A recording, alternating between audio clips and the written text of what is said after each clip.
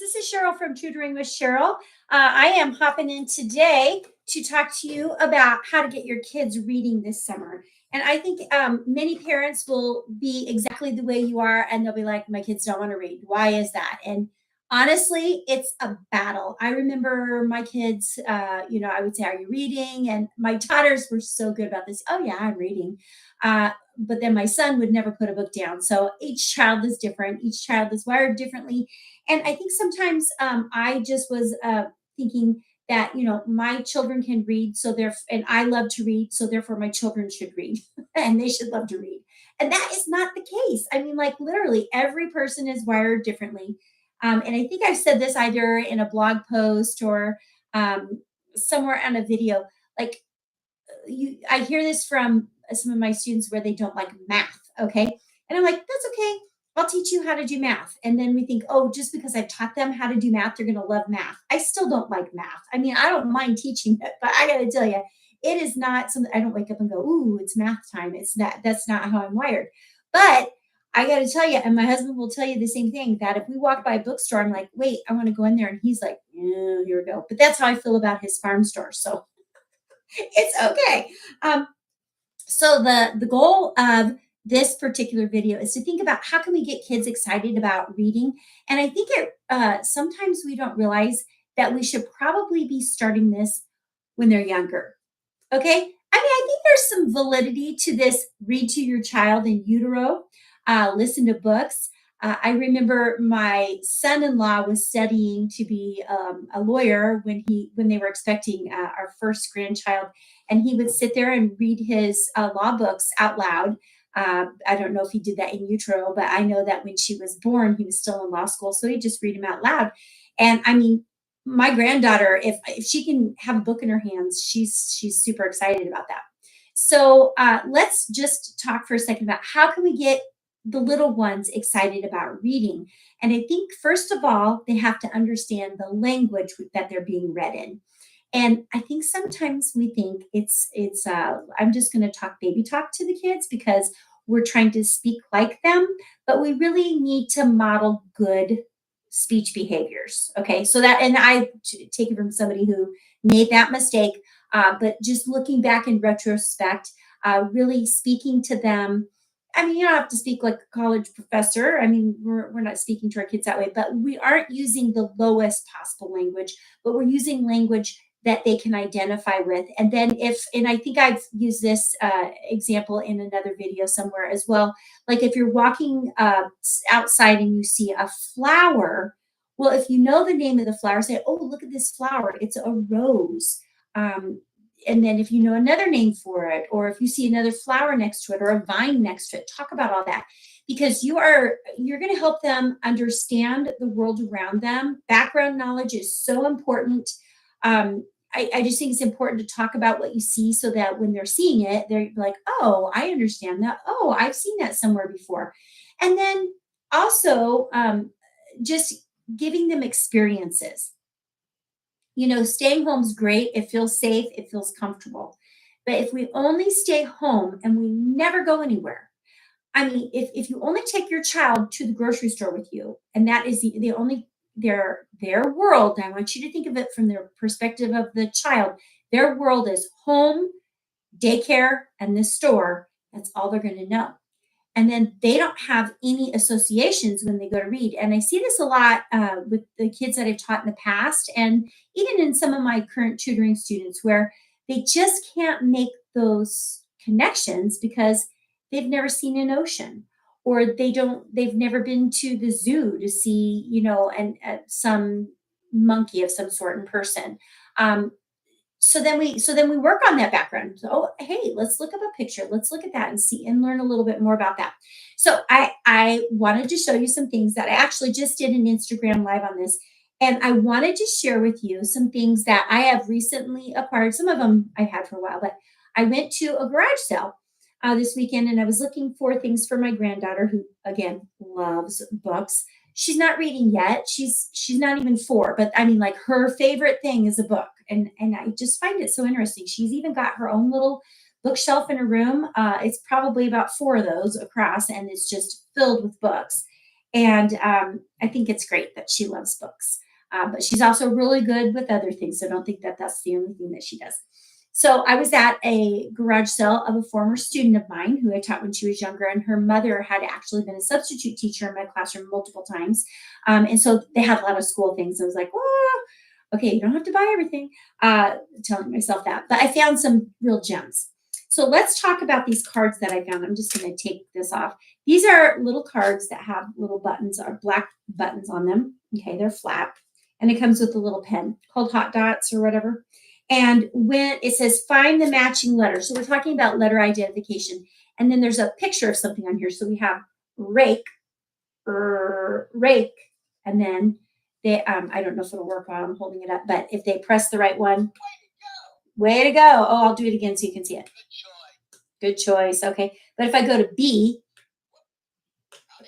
it tells me I didn't get it. Oops. Okay. So that's a great way to reinforce to a child that they chose the right one. Okay. So they're looking the lowercase on this side and the uppercase on the other side. And then you can start using that actual language with the child. This is a lowercase letter. This is an uppercase letter. And then even applying it to their name. Okay, the letter of your name, the first letter of your name has to be capitalized. It's one of those special ones that we make large. And so we start like pre-teaching some of these reading strategies, and those reading strategies are also writing strategies. So I think that's great. Okay, got a couple more things before the live has ended. If you're not going to the library, or you're not in a place where they have those little libraries that are available in your neighborhood, really consider taking your child to a library. I've said this someplace else. I'm going to say it again. I will never forget this. My daughter was a senior. Our youngest daughter was a senior in high school, and we took her and a few friends on vacation, and we went down to the Kansas City, Missouri area. And I can't remember if we went into Barnes and Noble or if it was another big bookstore like that, but it was hot and we had a little bit of time before the next event, whatever we were doing. I said, let's go into Barnes and Noble. And the girls had never been into a Barnes and Noble. And I'm like, I'm sure I've taken our daughter into a Barnes and Noble. Maybe she was just a lot younger and she doesn't remember it. The look of astonishment on their faces, because we buy everything online, like, oh, Amazon. Yeah, I know where Amazon's at. I can buy anything online, Etsy, you name it, not a problem. But to walk into a physical place, and you have to understand that these girls are all from a smaller community, rural. We don't have big stores like that. Not in the sense of just having books in them. Okay, we have big stores, but not like that. And so walking in, just the rows of books, and then the whole section with the what were we looking at? Record players, I think, and a whole game section. They were just shocked at all of this. And I thought, oh my gosh, I haven't exposed my daughter to books. But that's not really the case, because I was a teacher. And so I always got the Scholastic book order, and I'd pass it to her and say, find a book, find a couple books. I'm going to buy you these books. I did that for my other two children as well. And so it wasn't like we didn't have books. I'd either buy the books or we go to our local library. So they were exposed to it. But I think my biggest thing was I was always pushing the genres that I liked on my children, not realizing that, here my eldest daughter loves nonfiction. I do not tend to like nonfiction, but I should have figured that out. So just learn from me. You can learn from my mistakes. Okay. All right. So here's a couple things I found at the garage sale that I mentioned. These are so awesome. Okay. They're called me readers. Now, I don't know if I actually got all the books in this set, but it doesn't really matter. So I bought these for our almost 4-year-old granddaughter, and she's seen these before. We've been to our local library. Yes, our little rural library has these. Good job. And they have them in these little packets that you can check out. Now, the part that I like about this is she can identify the book cover. She matches the book cover. She clicks and it goes, I believe it goes down. So the first page is green. So we'll just look at this here really quickly. This is a great way for a early reader to listen to a story, but it's also a great way for a little bit more advanced reader to follow along with the story. So here's our green button. It reads the text. We'll just do it right now. Hopefully I'm not breaking any laws here. To begin, press the button that matches the book you'd like Okay, if you didn't hear that to begin, press the page that matches the book that you want to read. And then it says Paw Patrol, and it's some noise here. And then when you click on the green page, it's talk. So it's reading this first page, and then it did a little ding that signals that it's time to turn the page. And I'm not going to go through the whole book, but then when she turns the page, we see yellow here, and then we see yellow down below. And it goes like that through all the books. They go through the same, go down, go down. And so that's really nice. So there are 2, 4, 6, 8 books in this particular set. And I think I've got 1, 2, 3, 4, 5, 6 of them. So I'll just put a little piece of tape on the ones that we didn't get from the garage sale. But I didn't have to pay for them. So utilize Goodwill, garage sales, and go out and see if you can find some really good books. Okay, if it starts talking to us, I'm sorry, it might start talking to us. Now, let's move up a few years in age. Once a child can read and it has some ability to do some decoding, I love these Magic Treehouse books. Another one that I really love is A to Z Mysteries and Calendar Mysteries. And the reason I like these is because they are written at I guess they're a little bit more on the decodable side. There's not as many, I would call them unknown words, or maybe you call them mystery words, or whatever you want to do. And this is a best-selling author. This is Mary Pope Osborne. Okay. She does a great job of writing books for kids. One thing that I think is hard, though, and that I think parents need to understand, is if you're looking at a text, and let's look at the letter A in was. Okay, that's not how we make the letter A. So you have to pre-teach. This is clearly before this particular story, but you have to pre-teach that letter A can show up differently based on the text type that is chosen for whatever it is they're reading. And unfortunately, they use that one. I think it's Helvetica or whatever it happens to be. But anyway, great books, great storylines. The chapters are short. These are there's pictures for support, because I don't know about you, but a good picture will kind of give you a frame of reference, help you kind of imagine the character in your mind's eye. And then it has a table of contents in it so that the kids can see exactly where they're at. Most of her books are around 60, 70 pages long. And so this is a great way to introduce chapter books to readers. Now, notice I skipped kind of from a supported picture book straight into a chapter book. I'm not trying to cover everything. I just grabbed what I happen to have really close by. Okay, I have 2 other books, and then my live is going to be done. But would you do me a favor, because I'm sure you're going to watch this later on. If you have any questions, if you're thinking, how do you address this, or what are your suggestions for that, just leave them in the chat, and I'll come back and I'll try to answer them, because I do get notified if anybody leaves any questions or anything like that. So the next one that I wanted to talk to you, I had these in my classroom. I love this series of books. It's from Scholastic.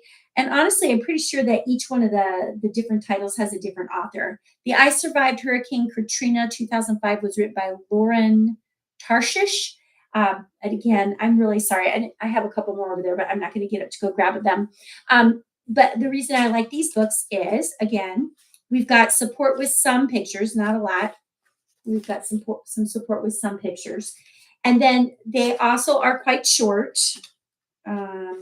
Compared to some novels. I don't even know how many pages this has in it, because I can't find the last page. It looks like approximately 95, so a little bit longer. But these are like historical fiction books. So they take something, an event that happened in history, and then they're going to write about it. And so it's going to help your child build background knowledge on historical events. And I like them because they really identify with the kids.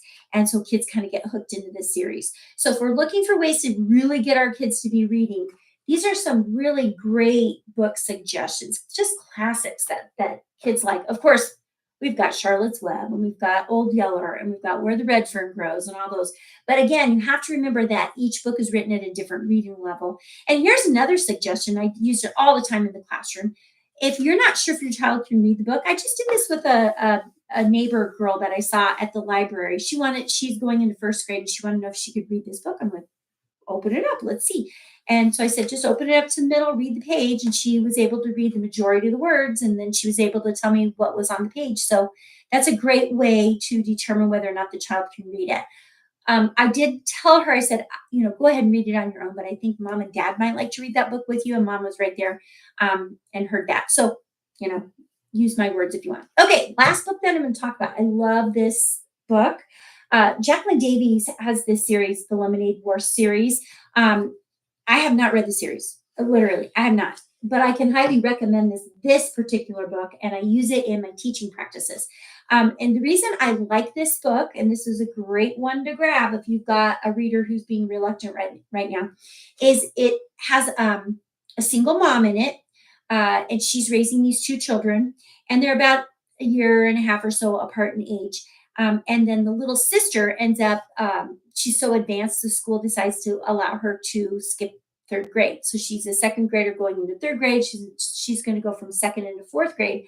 And that's the grade that her brother is going into. And they both have unique little characteristics about them. And the little girl is like really, really intelligent, but struggles with the interpersonal relationships with other people. And the little boy does great job with interpersonal relationships, but really struggles academically. And he's very upset that his sister's going to see this. And it just kind of goes through that relationship. But along the way, they get angry with each other. So they decide that they're going to have a lemonade war where they have this lemonade stand and they each go their separate ways. And they're trying to make X number of dollars. And at the end of the summer, summer's almost gone. So they just have a couple days to earn, I can't remember if it's $100, but whoever wins the most in that period of time will win both their sets of money. But again, obviously there's things that get in the way. And at the end, they kind of learn that, they went a little bit too far with it, but it's great for financial literacy as well and for supporting math. So those are my suggestions. So what are we going to do? We are going to make sure that we're talking about the world around us. We're going to use vocabulary that is not the most basic, but we're going to support the advanced vocabulary with words that are similar to it. We are going to think about the world around us, talk about things. We are going to make sure that we go to the library, bookstores, show books are important. We're going to be thinking about different ways to expose our children before they're ready for books. Okay. And then we're going to then gradually support our readers through maybe listening to a book, using the Epic app. I have absolutely no problem with the Epic app. But again, that is a digital thing. And this talk's almost 20 minutes long. So if you stuck around for the end, you know that sitting here, you can just get sucked in. Okay, well, we need to limit that time. I have no problem with screen time, but I do think that it needs to be limited.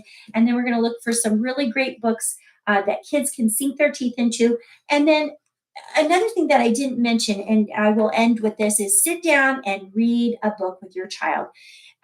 Even all the way through sixth grade, kids really don't mind sitting there being read to. So make sure that you're spending some time with your children and you're reading together, and have fun with it. It's a lot of fun. If you're looking for a reading tutor for your child and you would like to have services, make sure that you connect with me. You can find me at Tutoring with Sheryl. .tutorbird.com is my new website, and you can request services. But my phone's ringing, so I guess that's the end of my live. Now let's see. How do I turn this off? Let me turn her off. And there's my button. You guys, I'll see you soon.